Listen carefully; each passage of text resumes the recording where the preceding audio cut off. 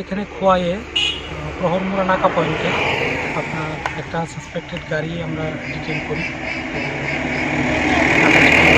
Detain করার পর খোয়াইয়ের বড়োবাবু পার্কের বড়োবাবু তাদেরকে খবর দেয় এবং ওই গাড়িটাতে সার্চ করে গাড়িটার একটা হিডেন চেম্বার থেকে প্রায় 69 কেজি ড্রাই গাঁজা রিকভার হয়েছে।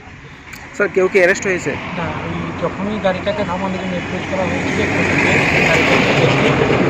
ড্রাইভার গাড়িটাকে রেখে চলে গেছে, তখনই সাসপিশিয়াস অ্যারাইজ হয় এবং গাড়িটাকে সার্চ করা হয়। স্যার উদ্ধারিত গাঁজার বাজার মূল্য কত হতে পারে? ধরেন কয়েক লক্ষ টাকা।